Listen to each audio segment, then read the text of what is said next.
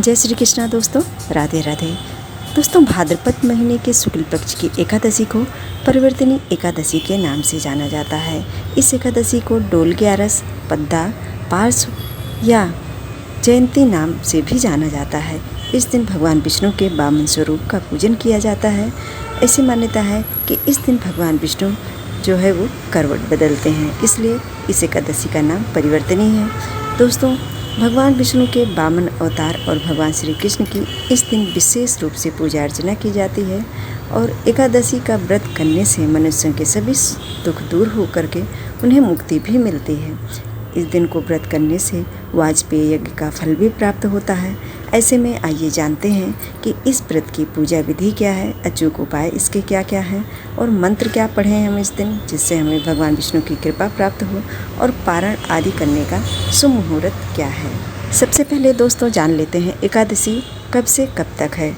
जैसे कि 13 सितंबर की रात्रि में 10:30 पर एकादशी लग रही है, जो कि 14 सितंबर की रात्रि में 8:41 तक रहेगी।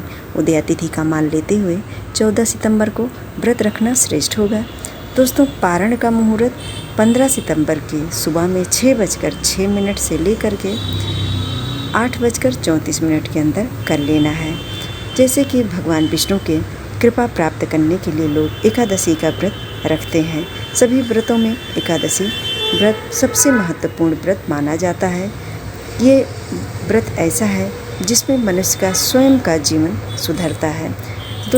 दोस्तों, एकादशी का पूजन करने के लिए ब्रह्म मुहूर्त में उठ जाइए और नित्य कर्म आदि से निवृत्त होकर के भगवान श्री गणेश के सामने अपना नाम और गोत्र बोल करके व्रत का संकल्प लीजिए और व्रत रखिए। चौकी लगा करके पीला आसन दीजिए और भगवान श्री कृष्ण, भगवान विष्णु की मूर्ति स्थापित कीजिए या प्रतिमा स्थापित कीजिए। साथ में माता लक्ष्मी की भी मूर्ति रखें। सर्वप्रथम आप भगवान श्री कृष्ण के बाल स्वरूप को गंगा जल, पंचामृत आदि से स्नान करा करके उनके पसंद का पीला वस्त्र हो या लाल वस्त्र, जो भी आपके पास हो, उन वस्त्र को पहना करके अच्छे से उन्हें तैयार कर दीजिए। उसके बाद धूप दीप आदि दिखा करके इस व्रत की कथा श्रवण करिए और आरती करके अपनी भूल चूक के लिए क्षमा करें।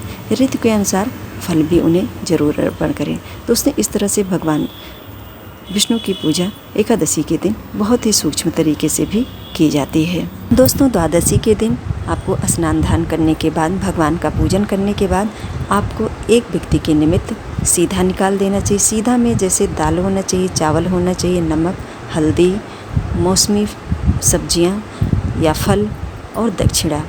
यदि आप घर पे बुला करके भोजन कराना चाहते हैं, कोई मिल जाता है तो बहुत अच्छी बात है। घर पे कराना वैसे ज़्यादा अच्छा माना जाता है। नहीं मिलते तो लोग सीधा निकाल देते हैं। और उसके बाद आपको पारण करना चाहिए। पारण करने के लिए एक बात विशेष ध्यान रखें कि त्रयोदशी लगने से पहले द्वादशी में ही पारण करना चाहिए, तभी आपको एकादशी व्रत का पूर्ण फल प्राप्त होगा। दोस्तों, इस तरह से एकादशी व्रत की ये विधि है। इस तरह से जो भी व्यक्ति करता है उसे उसके व्रत का फल उसे ज़रूर प्राप्त होता है।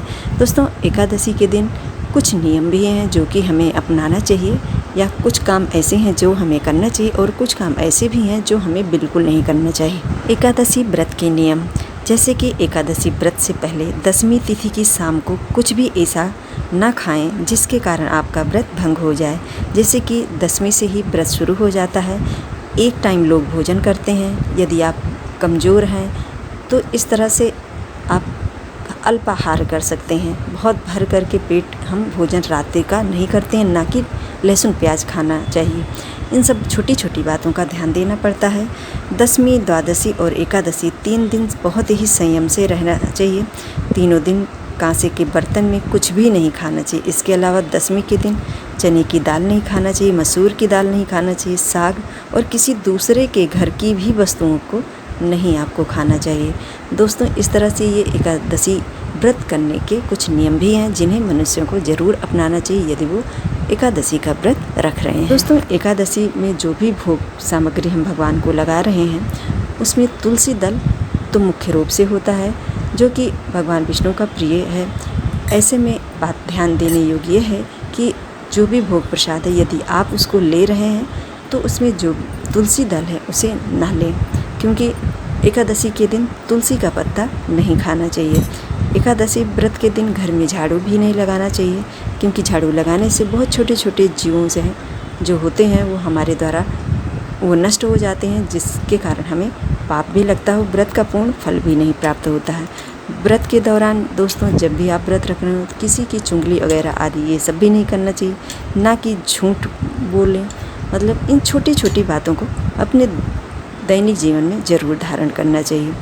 और सब्जियों में जैसे कुछ सब्जी हैं उनको नहीं खाना चाहिए, जैसे गोभी है, गाजर तो बिल्कुल नहीं खाना चाहिए, शलजम, पालक, इन सभी वस्तुओं का एकादशी व्रत में नहीं खाना चाहिए। दोस्तों इस एकादशी के दिन कुछ उपाय भी बताए गए हैं हमारे शास्त्रों में। यदि आप करते हैं उसको तो आपके जीवन में अद्भुत लाभ देखने को मिलता है, जैसे कि आर्थिक संपन्नता और लाभ के लिए आज के दिन भगवान विष्णु के मंदिर जाकर के श्रीफल और 125 ग्राम साबुत बादाम चढ़ाना चाहिए। इसके अलावा चाहे आप अपने घर में जहाँ पे पूजन किए हैं या भगवान विष्णु के मंदिर में जा कर के 9 बत्तियों वाला दिया, बड़ा सा दिया लें और 9 बत्ती डाल करके उसको जला दें वहाँ पे, रात भर वो जलता रहे। इस उपाय से आर्थिक प्रगति, ऋण है तो वो ख़त्म होता है और जीवन में सुख सौभाग्य की वृद्धि होती है। दोस्तों ये उपाय बहुत ही अचूक उपाय है, तो आप भी आजमा करके ज़रूर देखिए। दोस्तों इसके अलावा यदि किसी का विवाह नहीं हो रहा हो तो इस एकादशी पर श्री विष्णु भगवान को पीले फूलों से श्रृंगार करना चाहिए। सुगंधित चंदन लगाएं तथा बेसन की मिठाई का भोग लगाएं। विवाह के योग शीघ्र बनेंगे। ऐसी मान्यता है कि भगवान विष्णु पीले चीज़ों से आकर्षित होते हैं और मनुष्य की मुरादें पूर्ण करते हैं। दोस्तों इस तरह से परिवर्तनीय एकादशी का हमारे शास्त्रों में महत्व है। आज के दिन भगवान विष्णु की कृपा प्राप्त करने के लिए आप भी इस तरह से इनका पूजन अर्चन करके इन्हें पसंद ज़रूर कीजिए। आज की वीडियो में बस इतना ही। यदि हमारी जानकारी आपके लिए थोड़ी सी भी लाभदायक हो, वीडियो को लाइक कर दीजिएगा और चैनल को सब्सक्राइब ज़रूर कर दीजिएगा दोस्तों, आने वाली वीडियोज़ के लिए।